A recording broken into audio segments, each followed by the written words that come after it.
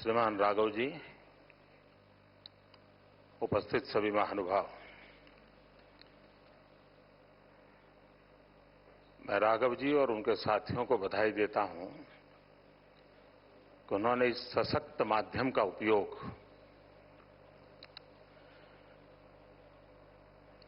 लोक शिक्षा के लिए, विचार मंथन के लिए और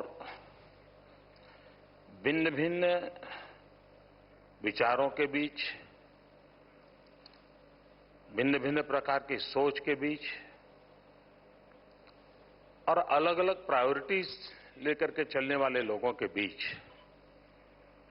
एक डायलॉग का प्लेटफॉर्म खड़ा किया है। और ये मानी हुई हकीकत है कि विचार विमर्श से,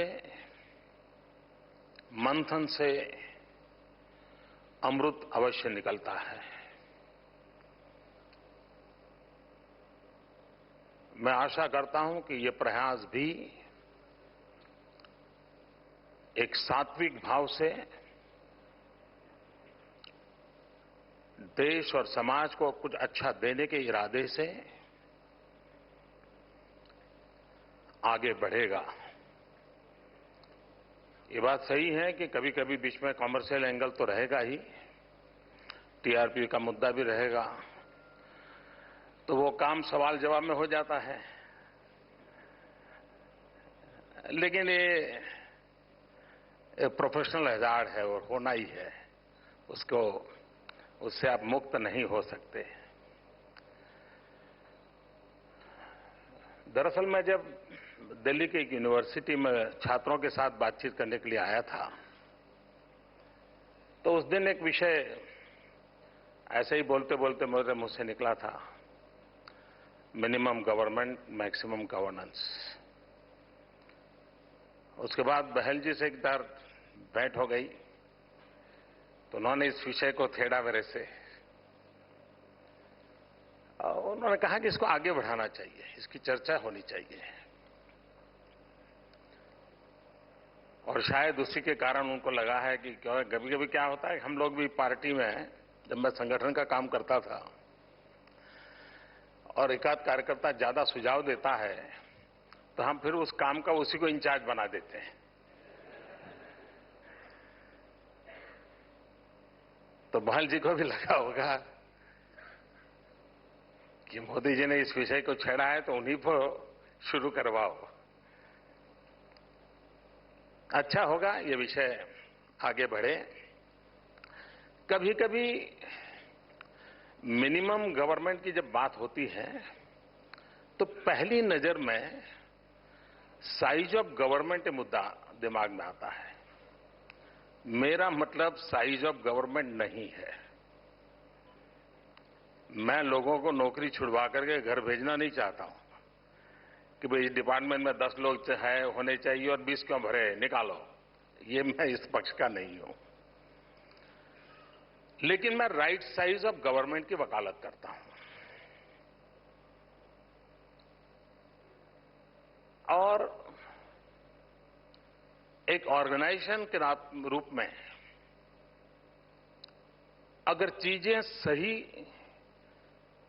रूप से अरेंज की गई हो, मार्गदर्शन की पक्की व्यवस्था हो,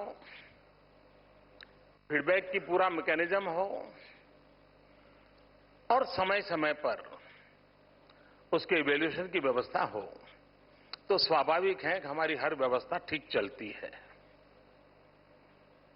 लेकिन हमारे देश का दुर्भाग्य है, सत्ता में आना ये प्रायोरिटी है।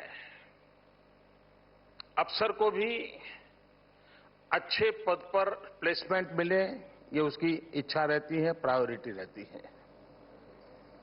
फील्ड के मुलाजिम को भी इस गांव के बजाय उस गांव में अपॉइंटमेंट मिले तो अच्छा है, ये भाव रहता है। और इसलिए बाय एंड लार्ज गवर्नमेंट के फंक्शनिंग में इन चीजों का बड़ा प्रभाव रहता है। उसके साथ साथ हमारी लोकतंत्र की व्यवस्था ऐसी है, शायद ही कोई वर्ष ऐसा होता है जब चुनाव न हो।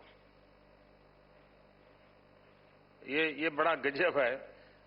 69 के पहले हमारे देश में 5 साल में एक बार चुनाव का माहौल रहता था, चाहे असेंबली हो, लोकसभा हो, सब साथ होता था। मेरे यहां तो कोऑपरेटिव के इलेक्शन तो लगातार चलते रहते हैं, फिर पंचायत के, नगरपालिका के, महानगरपालिका के, राज्य के, केंद्र के। और पॉलिटिकल पार्टी हमेशा प्रेशर में रहती है, यार अभी ये निर्णय मत करो, अभी ये काम करो, चुनाव सामने है, अभी ये मत करो, अरे छोड़ो यार चुनाव की बात करेंगे। लेकिन चुनाव की बात करते ही दूसरे चुनाव की सूचना आ जाती है। तो एक प्रकार से हमारे यहां शासक के मन पर इस माहौल का बड़ा प्रभाव होता है और कभी कभी निर्णय टाले जाते हैं, निर्णय डिले किए जाते हैं या प्रायोरिटी बदल जाती है कि भाई चलिए पहले जनता जनार्दन को प्रसन्न हो, ऐसी कुछ बातें करनी पड़ेगी, वरना हम ही नहीं रहे तो फिर करेंगे कैसे। और तय नहीं होता है कि करेंगे तो रहेंगे कि रहेंगे तो करेंगे। इसी उलझन में सारी कारोबार चला जा रहा है। और तब जाकर के मेरे पिछले 11-12 वर्ष के अनुभव के आधार पर मुझे भी लगता है कि भाई कुछ इस विषय पर सोचना पड़ेगा। अब होता कैसे है, आप देखिए हिंदुस्तान में ट्रांसपोर्टेशन सिस्टम, बसें हैं, है, रोड्स हैं, है, पैसेंजर है, आवश्यकता है। लेकिन अगर माइन्यूटली देखा जाए और अगर देश में कोई कमीशन बैठा करके स्टडी किया जाए, बहुत कम स्टेट होंगे, बहुत कम सर्विसेज होगी जिसके रूट रैशनलाइज हुए होंगे। होता क्या है, यहां से प्रेशर आया तो लगता है नहीं यार बस को इधर से ले जाओ, कहीं और से प्रेशर आया तो नहीं, बोले सुबह का बंद करो, शाम को बस चालू करो। और प्रेशर के अंतर्गत वो बसों का रूट बदला जाता है। स्थिति ऐसी आती है कि सबकी शिकायत बढ़ती चली जाए, भाई क्या है यार, बेकार है, ये बस सर्विस तो ठीक नहीं है। मैं कभी हवाई जहाज से आप गुजरात आओगे तो देखोगे हमारी नर्मदा कैनाल को, उसे देख करके मुझे बड़ी पीड़ा होती है। कभी कभी ऐसा लगता है ऐसे कैनाल पूरी निकली है। तो हम कभी अध्ययनों से पूछते हैं कि भाई क्या ये स्ट्रेट वे कैनाल नहीं ले जा सकते थे, इतना ऐसा करके क्या आपने इसका, और स्ट्रेट ले जाते तो उसके मल्टीपल यूटिलिटी होती। नहीं, बोले पहले तो डिजाइन ऐसी बनी थी, लेकिन बाद में कुछ गांव वालों का दबाव आया, फिर उनका दबाव आ गया, फिर वो तो सरपंच का ही खेत था तो वहां से तो निकालना ही मुश्किल था। अल्टीमेटली स्थिति ये बन जाती है। कहने का तात्पर्य यह है कि हमारी पूरी डिसीजन मेकिंग प्रोसेस है, उसमें इन सारे दबावों के बीच में चीजें चलती हैं और उसमें से सामान्य मानवी का सरकार के प्रति भरोसा उठ जाता है। आप देखिए इन दिनों प्राइवेट सिक्योरिटी का एक बहुत बड़ा बिजनेस चल रहा है। बहुत बड़ी मात्रा में प्राइवेट सिक्योरिटी प्रोवाइड करने वाले लोग हैं। ये क्यों हुआ? सरकार की व्यवस्था पर भरोसा होता तो प्राइवेट सिक्योरिटी पर भरोसा नहीं होता। ये हमारे मीडिया वर्ल्ड, जब तक हमारे देश में आकाशवाणी थी, दूरदर्शन थी, लिमिटेड अखबार थे, तब तक आम आदमी के बीच बात क्या होती थी, ये कहते थे यार ये तो मैंने बीबीसी पे सुना है,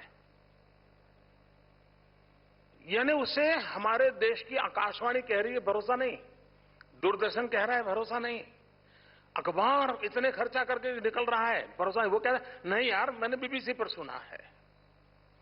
अब ये जो क्रेडिबिलिटी है, सरकार की व्यवस्थाओं पर से भरोसा उठ जाना, ये मैं समझता हूं बहुत ही बड़ा खतरा है। और जब व्यवस्थाओं पर से भरोसा उठ जाए तो व्यक्ति अलग रास्ते खोजता है। जब न्याय पर से उसका भरोसा उठ जाए तो खुद ही न्याय करने की दिशा में चला जाता है। यानी इसके कारण पूरी समाज व्यवस्था का डिटोरिएशन भी होता है। समाज की जो परंपरा है, बड़े सदियों से पनपी हुई परंपराएं होती हैं, वे अचानक इसी कारणों से उसमें गिरावट आने लगती है। और इसलिए गवर्नमेंट एंड गवर्नेंस ये वहां बैठे हुए हैं और लोग और उसके लाभार्थी लोग तक का सीमित विषय नहीं है। ये कुछ उससे भी आगे है, जो समाज जीवन को शक्ति और सामर्थ्य और विश्वास देता है। हम लोग ईश्वरवादी कुछ लोग होंगे, कुछ नहीं लोग होंगे, तो उनको डिबेट का कारण बन सकता है मेरी बात। जो ईश्वरवादी नहीं है उनको मेरी टीका आलोचना करने का भी अवसर मिल सकता है मेरी इस बात से, लेकिन वो टीआरपी में काम आएगा। लेकिन ज्यादातर हम ईश्वरवादी लोग हैं, कुछ भी बात हो तो उनको ईश्वर की सत्ता भाई भरोसा है, उसने इसके लिए भी सत्ता पर भरोसा है। नहीं यार ईश्वर है, सब ठीक हो गया, परमात्मा ठीक हो जाएगा। ये सामान्य मानवीय और दुनिया के किसी भी कोने में ये आवाज सुनाई देती है, किसी भी पंथ संप्रदाय से हो आवाज सुनाई देती है। लेकिन खुद की सरशासन पर नहीं यार पता नहीं बस आएगी कि नहीं, पता नहीं यार ट्रैफिक जाम होगा, मैं एयरपोर्ट पर ठीक से पहुंचूंगा कि नहीं पहुंचूंगा, पता नहीं, भरोसा नहीं है। और मैं समझता हूं कि ईश्वर की सत्ता पर भरोसा क्यों है, क्योंकि जिन जिन चीजों को वो गवर्न करता है, जिन जिन बातों के सर्विस वो डिलीवर करता है। सूरज की ओर देख लें अपन, सामान्य मानवी को कभी सुना है हमने कि यार कल दिन में जरा ढलाने की व्यवस्था करके रखना, शायद सूरज ना आए तो, पता नहीं भगवान देर से उठ जाए तो। उसको भरोसा है सूर्योदय के समय सूरज आने ही वाला है। कोई डिस्क्रिमिनेशन है कि झोपड़ी है तो सूरज का प्रकाश नहीं जाएगा, अमीर का है तो उसके यहां जाएगा? कोई